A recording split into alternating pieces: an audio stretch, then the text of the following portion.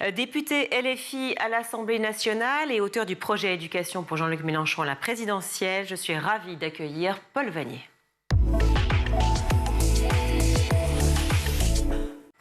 Et pour en parler, je suis ravie d'accueillir sur ce plateau Paul Vannier. Bonjour. Bonjour. Merci d'être avec nous. Vous êtes député LFI de la 5e circonscription du Val d'Oise, membre de la Commission des affaires culturelles et de l'éducation, conseiller régional d'Île-de-France. Rien que ça. Évidemment, sur School TV, pour nous, c'est un honneur de vous recevoir. L'actualité de l'éducation est brûlante. Et je pèse mes mots. On va y venir dans quelques instants. On va parler de tous les sujets qui concernent l'éducation. J'aurais espéré, parmi toutes les motions de censure qu'il y en a une qui concerne l'éducation. Et non, rien. Comment ça se fait ? Et ça se justifierait parce que ce 49.3, le dernier, le 4e, qui est tombé en début de semaine, eh bien, il nous prive d'une discussion fondamentale, et je crois qui intéresse tous les Français, celle sur notre école. Puisque nous n'avons pas pu débattre dans l'hémicycle de l'Assemblée nationale du budget de l'éducation nationale. Ouais. C'est le premier budget de l'État. C'est près de 50 milliards d'euros, c'est l'avenir de notre jeunesse, c'est les grands enjeux du futur.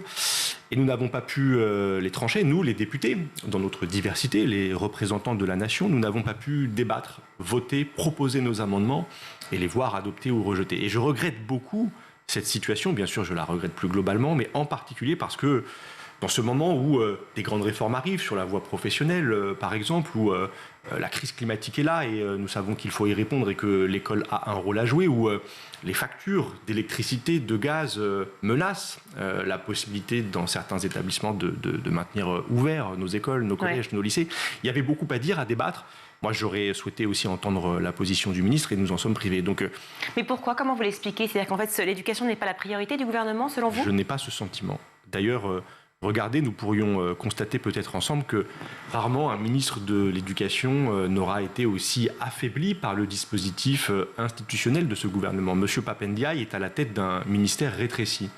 Il est cornaqué, flanqué de la tutelle du travail et de la tutelle des armées. Il a en effet 2 ministres délégués sous son autorité, mais il partage cette autorité avec d'autres ministres. C'est la première fois que l'on observe pareille situation.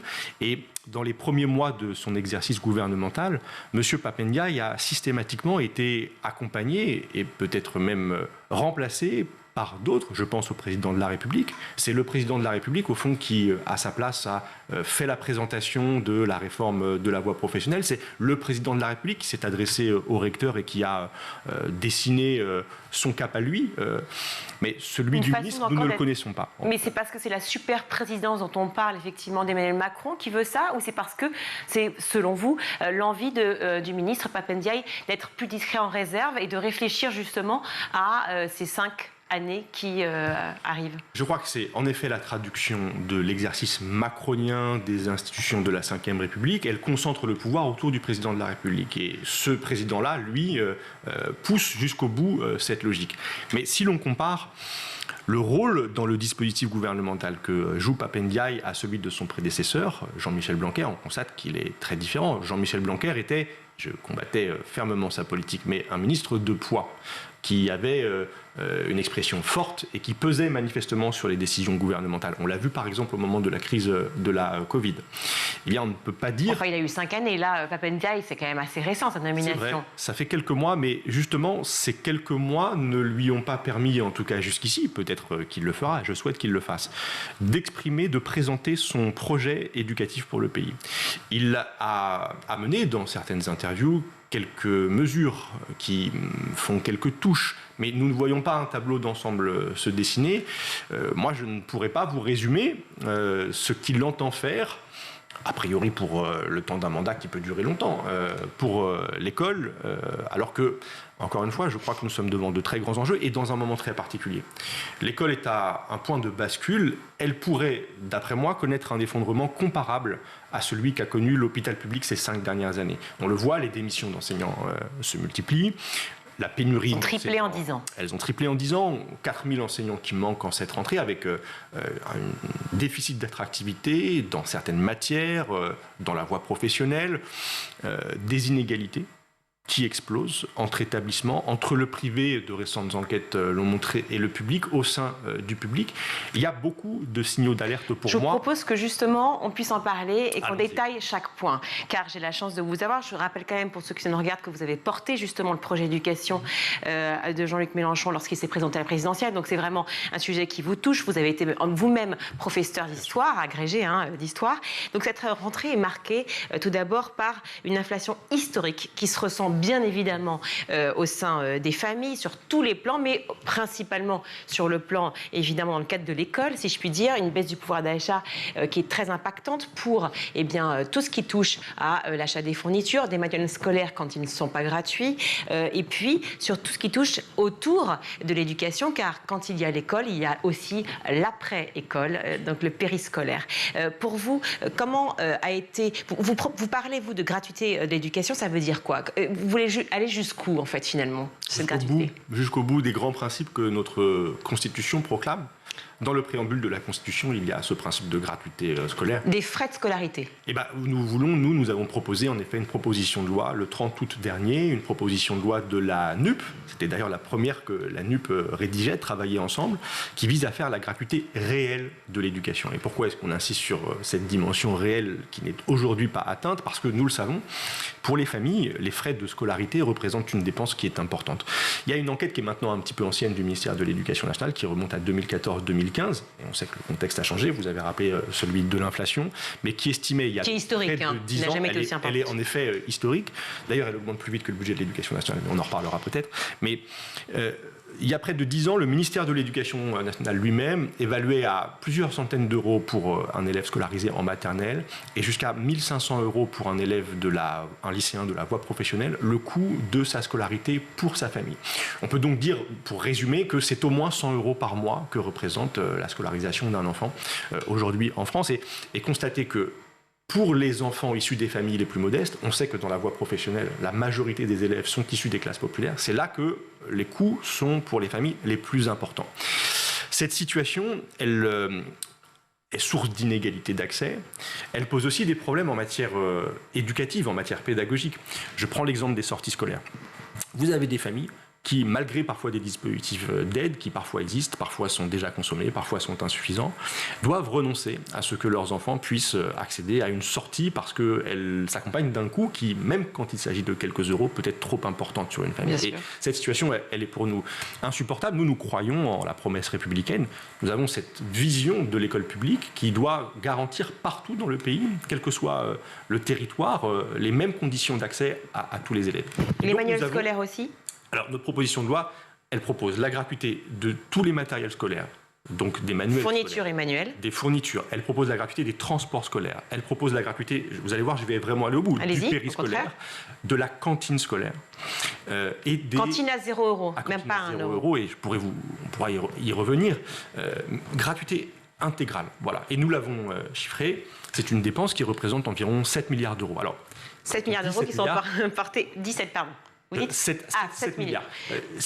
On a même, je vais vous cacher, on propose aussi nous, un plan de recrutement de beaucoup de personnel dans l'éducation nationale qui peut nous conduire en effet jusqu'à cette somme de 17 milliards. C'est le coût global de notre projet éducatif. Voilà, mais ça on va en parler juste après. La gratuité réelle de l'éducation, c'est 7 milliards d'euros par an. Ça semble toujours une somme considérable. Non, mais porté par qui surtout? En fait, c'est que l'État, c'est les impôts aussi pour les plus riches? C'est que l'État. Et alors voilà, c'est comment est-ce qu'on la finance. Je vais vous donner des ordres de grandeur. Notre programme présidentiel était chiffré. Mais le gouvernement, là, vient ces derniers jours de prendre une décision importante de supprimer une recette dans le budget de l'État, ce qu'on appelle la CVAE, qui est ensuite redistribuée aux communes. Cette recette était une recette jusqu'ici de 8 milliards d'euros par an. Le gouvernement vient de décider de s'en priver. Or, vous le voyez, avec ces 8 milliards, nous pourrions financer tout de suite, maintenant, là, cette dépense indispensable, parce que républicaine, parce que correspondant à ce moment particulier où l'inflation pèse sur les familles. Mais pourquoi il s'en est privé? Pour un effet d'annonce politique? Je crois que c'est conforme à son projet politique. Ce gouvernement considère qu'il faut faire baisser les impôts, mais ne s'interroge jamais sur les conséquences en termes de recettes pour l'État et donc de capacité ensuite à mettre en œuvre des politiques publiques qui profitent au plus grand nombre. Cette mesure, elle profite à toutes et tous, à tous les enfants, quel que soit d'ailleurs le revenu de leurs parents. elle profite autant aux enfants des milieux les plus défavorisés qu'aux enfants des milieux les plus favorisés. Elle est républicaine par excellence et encore une fois, elle renvoie à une vision de ce que doit être notre école publique. Aujourd'hui, vous avez cette question de la gratuité, au fond, aujourd'hui, elle est confiée aux collectivités territoriales. Oui.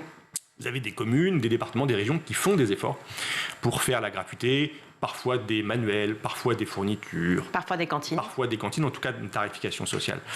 Mais malheureusement, toutes et tous n'ont pas les moyens de le faire. Si je prends l'exemple des départements, par exemple, vous avez 60% des départements qui ne proposent pas de tarification sociale. Oui, parce qu'en fait, finalement, l'idée en elle-même, personne ne peut la rejeter. Elle est magnifique, tout le monde voudrait cela. Oui. Mais dans la réalité, c'est vrai que c'est compliqué. Pour tous ceux que j'ai reçus sur ce plateau, qui ne sont pas forcément du côté NUPES ou LFI, ils pourraient tendre vers cela, mais disent bien que c'est impossible d'y arriver. Donc, qu'est-ce que vous répondez à ces contradictions? Je crois que c'est tout à fait possible, à condition de se donner les moyens de financer cette politique. Je vous ai donné une piste pour le faire. Je peux en donner une autre. Le rétablissement de l'impôt sur la fortune nous permettrait de financer cette mesure. Mais je veux être clair.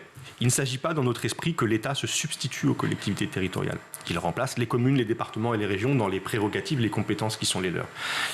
Cette mesure consiste au contraire à leur donner, à ce que l'État leur garantisse les moyens de mettre en œuvre cette gratuité, avec évidemment leur relation au terrain, leur connaissance du terrain, des réalités locales qui doivent parfois, qui sont importantes dans la mise en œuvre des politiques publiques. Donc, les collectivités territoriales en ce moment le disent d'ailleurs, elles sont exsangues financièrement. Elles sont prises à la gorge par l'envolée des prix notamment de l'énergie et donc en difficulté pour financer l'ensemble de leur politique publique. Et moi je crains que, y compris les mesures sociales qui existent ici ou là, ne puissent plus être toujours financées et que elles soient moins fortes, moins généralisées et que en confiant aux collectivités cette charge importante, celle de la promesse républicaine au fond, on ne permet pas sa mise en œuvre partout sur le territoire et on renvoie chaque Français, Française à son lieu de résidence et en fonction, s'il a la chance au fond d'être dans un territoire où il y a des politiques volontaristes, eh bien tant mieux, mais si ça n'est pas le cas ou si les moyens manquent,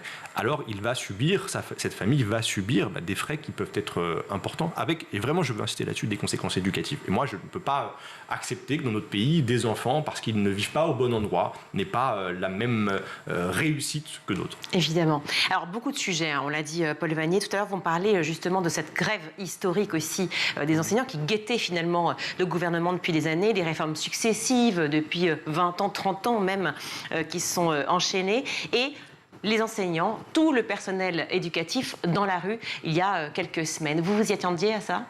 Alors, c'était une grève massive, je ne sais pas si c'est à celle-là que vous faites référence, des enseignants de la voie professionnelle. Oui. C'est une grève historique parce que l'arc de force syndicale qui appelait à cette grève était tout à fait inédit. La quasi-totalité des organisations syndicales ont appelé à manifester ce jour-là. Tout à fait. Pourquoi le font-ils? Il faut rappeler que la voie professionnelle, c'est 1/3 des lycéens du pays. C'est plus de 630 000 élèves. Parfois, on l'oublie. C'est la jeunesse populaire. Ce sont les élèves des enfants d'ouvriers, d'employés qui sont dans cette voie professionnelle. Et elle est là, exposée à un projet de réforme qui la menace dans ce que jusqu'ici elle était au plus profond d'elle-même, si je veux dire. Le projet du gouvernement, il introduit une rupture inédite dans l'histoire de la voie professionnelle. Jusqu'ici, la voie professionnelle, elle avait 2 objectifs. Celui, bien sûr, de qualifier ses élèves et de les amener à un très haut niveau de qualification, à une véritable maîtrise professionnelle, avec des savoirs professionnels qui étaient de très bon niveau et qui permettaient ensuite à ces élèves de poursuivre leurs études et de s'insérer, en effet, dans le monde économique. Mais en même temps, cette voie professionnelle émancipait les élèves qu'elle accueillait. Ils recevaient des enseignements généraux, d'histoire, de lettres, de langue, qui leur permettaient d'acquérir aussi une culture générale, de se forger un esprit critique, de se préparer à devenir des citoyens. Eh bien, la réforme que le gouvernement prépare, et on en sait peu de choses, parce que, par exemple, elle n'est pas préparée à l'Assemblée nationale, cette réforme. Les députés ne sont pas associés à la préparation de cette réforme.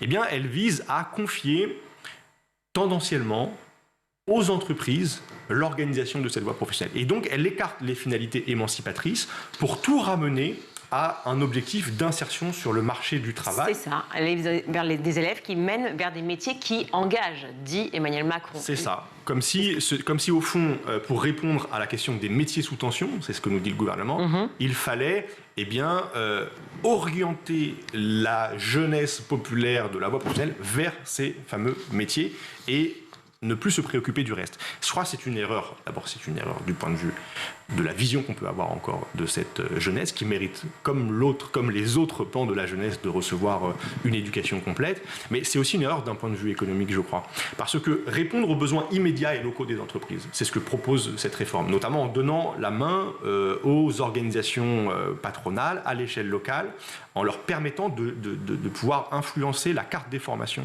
dans des bassins d'emploi. C'est mettre ces élèves dans une situation de précarité professionnelle. Parce que c'est tenter de leur faire acquérir des qualifications qui ne vont valoir que dans un instant T et dans un endroit donné. Et puis c'est aussi choisir pour eux, c'est choisir leur avenir. Ils peuvent aussi se retrouver dans des voies qui ne sont pas les voies qu'ils souhaitent, vers lesquelles ils souhaitent aller. Vous savez, notre système éducatif, malheureusement, reproduit les inégalités sociales. Mais là, il y a aussi une assignation territoriale à résidence. C'est un projet qui consiste à dire, vous êtes né quelque part, et bien voilà votre destinée professionnelle et voilà la seule que l'on vous propose. Moi, je crois que d'un point de vue philosophique, c'est une aberration, c'est un scandale de mon point de vue, mais encore une fois, c'est les mettre dans une situation de précarité parce qu'on sait que la conjoncture économique, elle change. Il y a de nouveaux métiers qui apparaissent, il y a des secteurs qui croissent, d'autres qui déclinent. Eh bien, en spécialisant les formations dans certains secteurs uniquement, on place les élèves et ces futurs travailleurs dans une situation de dépendance à l'état de ces secteurs économiques. Et si ces secteurs demain décroissent, qu'adviendra-t-il de ces élèves? On a beaucoup parlé de pénurie de professeurs cette rentrée, une pénurie qui vous avez déjà alerté à ce sujet il y a maintenant, je crois, 10 ou 11 mois, si je ne me trompe pas, plusieurs fois chez beaucoup de nos confrères, mais aussi sur votre site et partout à l'Assemblée. On parle de pénurie donc, historique de professeurs, 4000 professeurs, 4000 contractuels ont été engagés. Est-ce que, avec donc 4 jours de formation, personne, ça ne vous a pas échappé. Est-ce que cela vous a choqué? Est-ce qu'il aurait préféré plutôt laisser ces classes vides avec 0 professeur devant? Ou est-ce que pour vous, ce job dating, par exemple, organisé dans l'Académie de Versailles, a été une bonne idée? Ça me met en colère. Ce qui me met en colère, c'est le manque d'anticipation. Parce qu'on aurait pu répondre à cette question avant qu'elle se présente avec cette gravité telle qu'il n'y ait pas d'autre solution que de recourir à l'emploi de contractuels. On sait depuis plusieurs années maintenant que le nombre d'inscrits au concours diminue. Oui. On sait pourquoi. Pour 2 raisons principalement. Il y a une crise de sens dans le métier d'enseignant. Le métier d'enseignant, il s'est beaucoup bureaucratisé ces dernières années. Le rapport aux disciplines, la liberté pédagogique ont été entravés. Et donc, pour une partie d'étudiants qui jusqu'ici pouvaient imaginer devenir professeur, le métier a perdu de son intérêt, de son attractivité. Et puis ensuite, il y a bien sûr la question salariale. Un enseignant, dans les années 80, quand il commence sa carrière, il a un salaire qui est l'équivalent de 2,2 SMIC. Aujourd'hui, c'est 1,2 SMIC. Et dans les grandes métropoles du pays, ça veut dire très concrètement qu'un enseignant en début de carrière ne peut pas se loger à Paris, à Marseille, à Lyon, à Bordeaux, en centre-ville. Donc il y a eu une paupérisation extrêmement importante de la condition enseignante. Si je la rapporte à un pas de temps plus court, les enseignants ont perdu à peu près 30% de pouvoir d'achat depuis 2010, c'est-à-dire depuis le début du gel du point d'indice dans la fonction publique. Pap Ndiaye a parlé de revalorisation des salaires et de 2 000 € par mois. Il a menti, Pap Ndiaye. Il a menti? Oui, il ment. Et d'ailleurs, j'aurais souhaité pouvoir lui dire, si le débat avait pu se tenir à l'Assemblée nationale, le 49.3 nous en prive, mais je voudrais en faire la démonstration. Il annonce, le président de la République avait parlé d'une augmentation inconditionnelle, je reprends son mot, de 10% du salaire des enseignants. Plus 10% du salaire des enseignants. Alors, il y a ce qu'on appelle les bleus budgétaires, c'est-à-dire par mission budgétaire, ce que prépare le gouvernement. Quand on les lit, qu'est-ce que l'on constate? On constate que Pap Ndiaye propose 1,9 milliard d'euros en année pleine pour augmenter le salaire des enseignants. Or, la masse salariale dans l'éducation nationale, c'est 50 milliards d'euros. Je fais un calcul très simple, 2 milliards, 1,9 milliard, 2 milliards sur 50 milliards, c'est plus 4%. On est très loin des 10%. Alors, j'ai compris que Pap Ndiaye, dans ces 10%, intégrait les 3,5% d'augmentation du point d'indice qui sont intervenus il y a quelques mois. D'accord. Je les ajoute aux 4%, nous sommes à 7,5%. Il manque toujours 2,5 points pour parvenir à 10%, et si je le traduis en une somme sonnante et trébuchante, il manque 1 milliard. Il est où ce milliard? Pourquoi est-ce qu'il manque?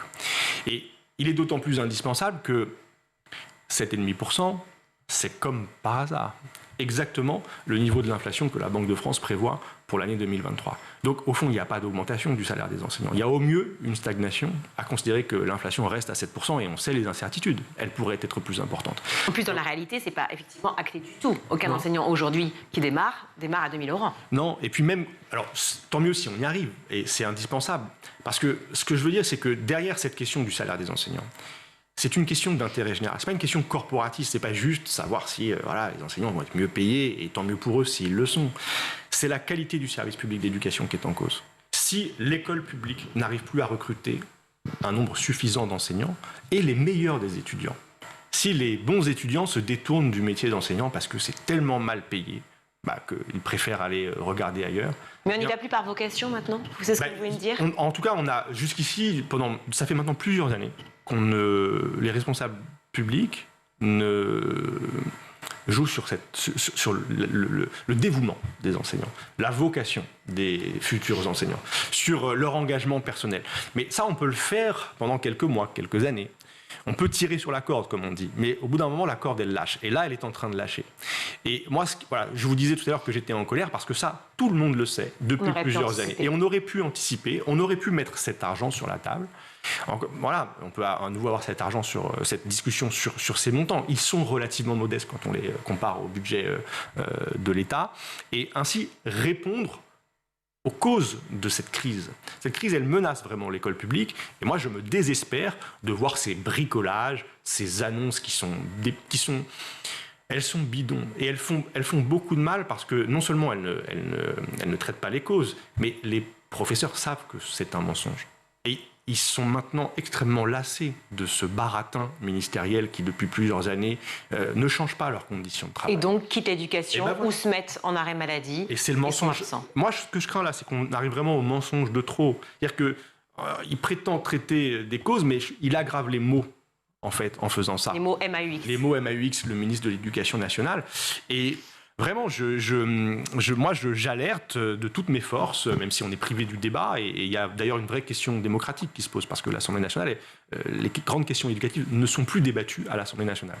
Elles sont décidées dans l'entre-soi du ministère, elles passent par des décrets et non pas par la loi, et donc la représentation nationale, dans sa diversité, nous sommes les représentants du peuple français, d'électeurs qui nous ont confié, le soin d'appliquer des programmes qui sont différents, nous n'avons plus la main. Et je crois que ce scandale démocratique, parce que c'est une question profondément politique que la question éducative, je ne veux pas dire par là qu'il faut faire de la politique à l'école, mais je veux dire que l'école intéresse tout le monde.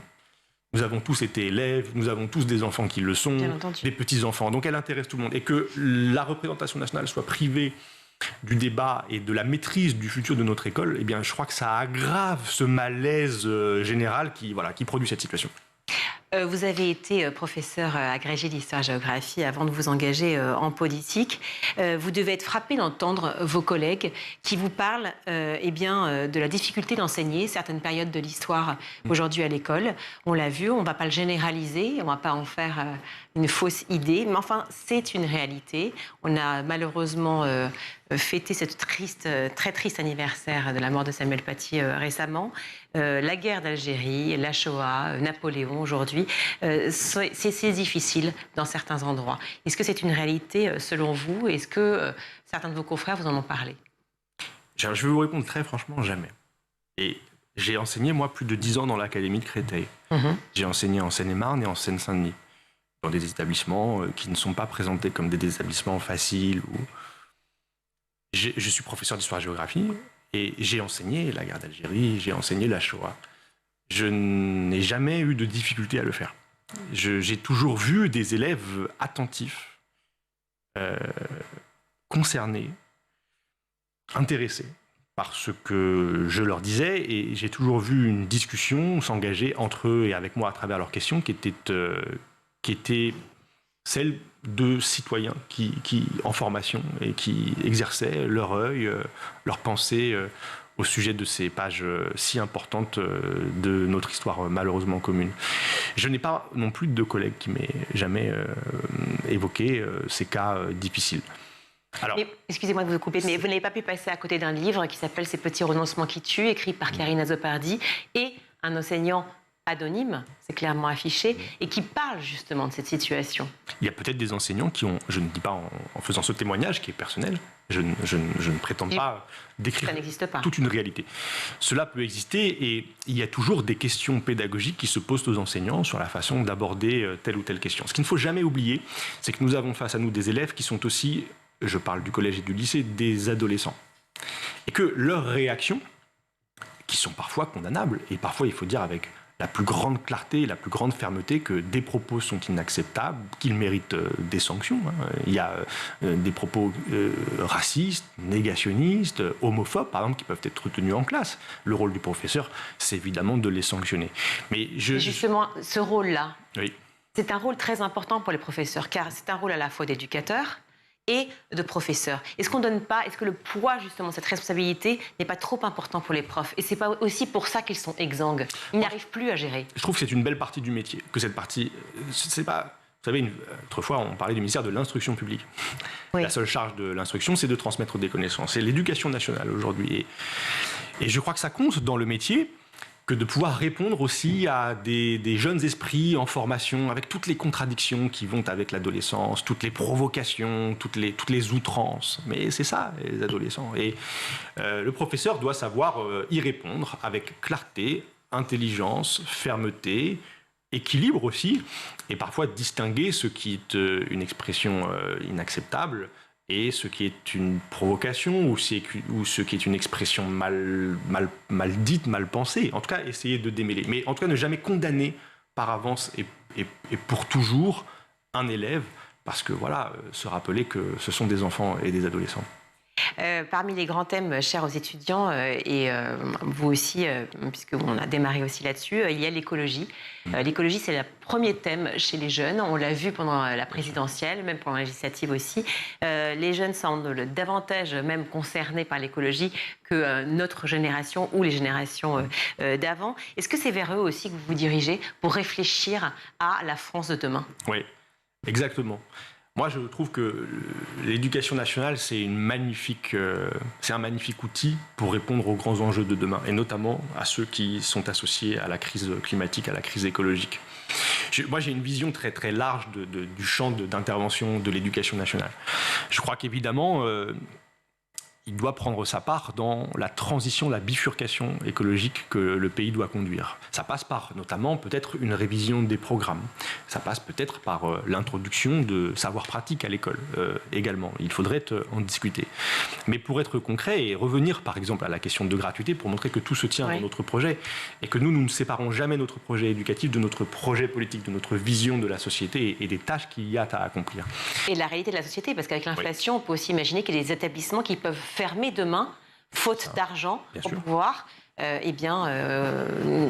chauffer les établissements et éclairer. C'est déjà le cas. Le président de la région des Hauts-de-France, M. Xavier Bertrand, a indiqué qu'il envisageait de fermer les lycées de sa région le samedi matin pour faire des économies. Bon, d'ailleurs, j'ai proposé un fonds de soutien, moi, aux collectivités territoriales de l'État pour assurer les factures de chauffage des établissements scolaires. La majorité présidentielle a voté contre. Bon, mais je veux revenir au rôle que peut jouer l'école. L'école peut être un levier de bifurcation écologique. Je prends l'exemple de la cantine et nous proposons qu'elle soit gratuite, mais quand nous disons ça, nous complétons en disant qu'elle doit proposer, la cantine, dans tous les établissements scolaires du pays, des menus issus d'une agriculture locale, paysanne et biologique. Il y a 12 millions d'élèves. Biologique, c'est cher, non? C'est pas si cher en vérité.